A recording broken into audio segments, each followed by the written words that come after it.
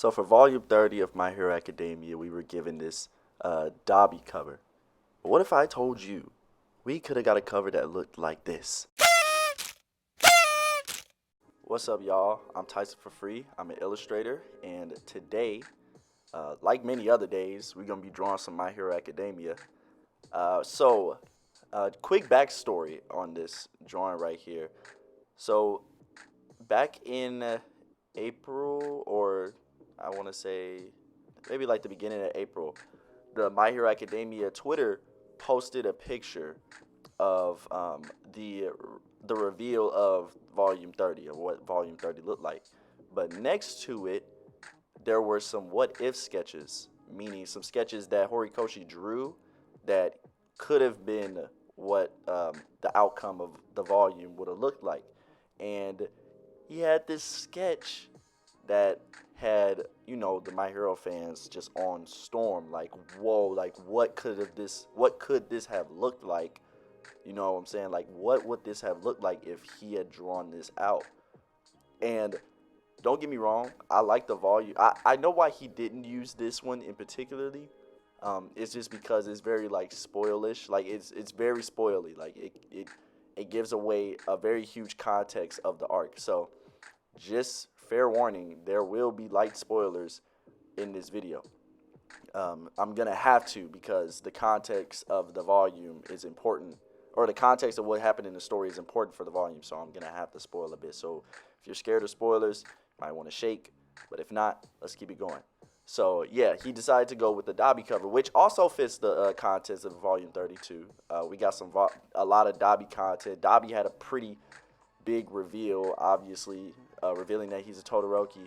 No surprise to us readers, but a big surprise to the story, and it definitely has came with a lot of consequences. So the payoff is really, really, really good, actually. So, but nonetheless, we got this Dobby cover instead of what could have been this cover of, in the sketch, looked like Deku enraged, because he does get enraged in Volume 30. And we could have got this surrounded by some key characters that were injured or out of commission for the war arc that happened recently. We got Bakugo, we got Ryukyu, the Dragon Hero, we got Eraserhead, and we got Gran Torino. And so when this volume cover came out, excuse me, there were a bunch of people like, oh man, the colorists and the fan art is about to go crazy. They're about to, you know what I'm saying? And of course, I was like, oh yeah, I'm definitely about to draw this, because if you know before, I tried to draw in Horikoshi style before on a Styles Challenge manga edition. It was one of my first videos that I've ever done, and I tried my best to execute it, but that was back when I first like really started to like acquire some skills in art. And so now I'm back again, redrawing it and trying to emulate Horikoshi's style to the best of my ability.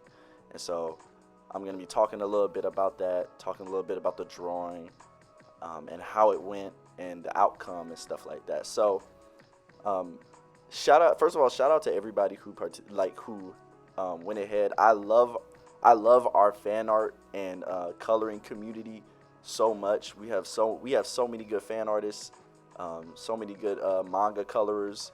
It's amazing. And so shout out to everybody who did something similar to this.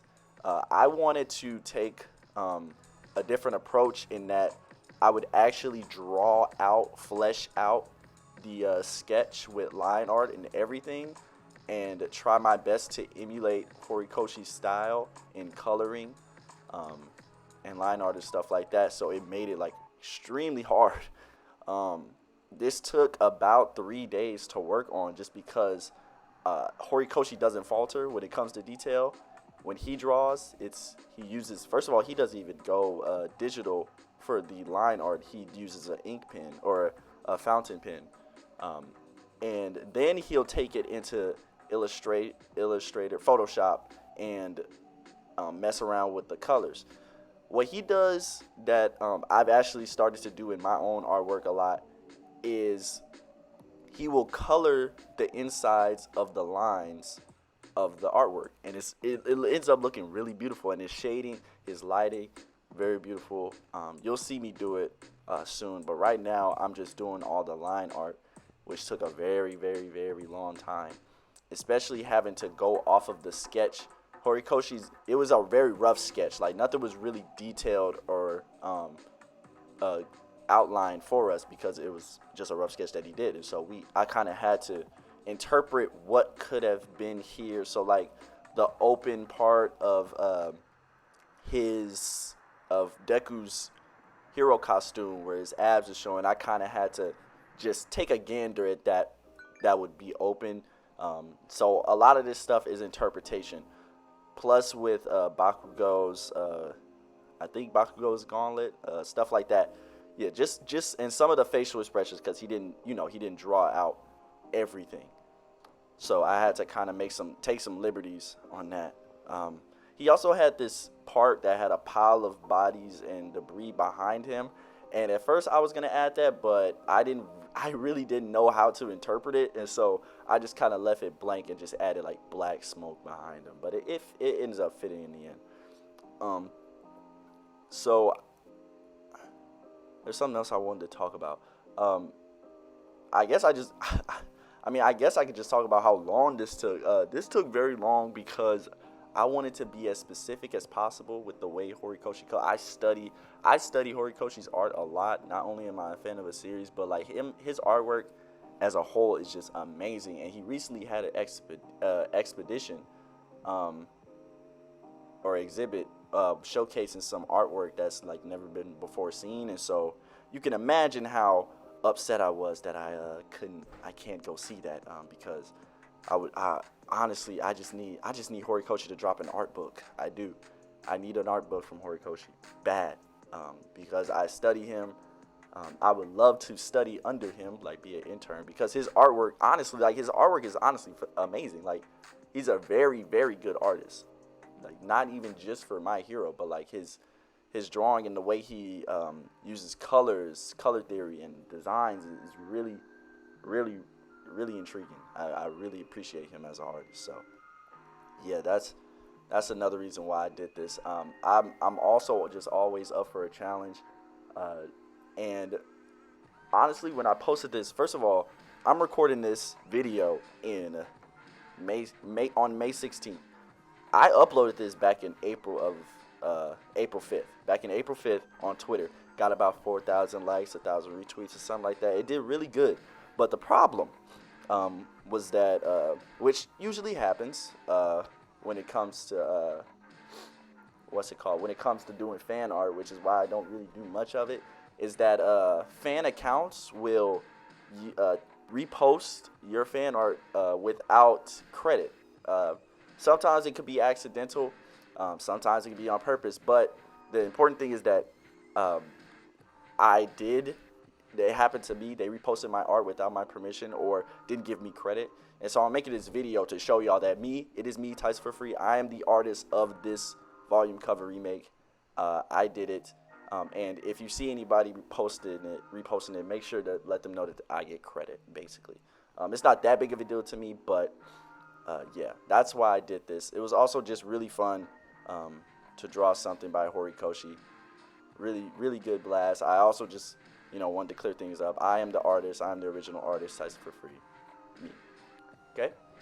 Cool. So this is the final piece. You know what I'm saying? It came out.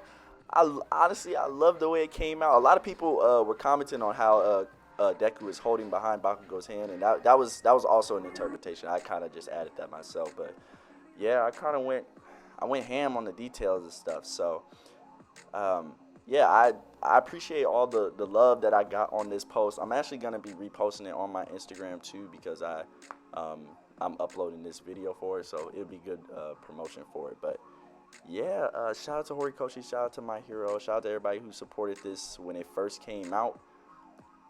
And I will be dropping another video pretty soon. I'm back to uploading since I got, the right equipment. So yeah, appreciate y'all. I'll catch y'all on the flip side. Probably finna go draw some shit like that. I don't know.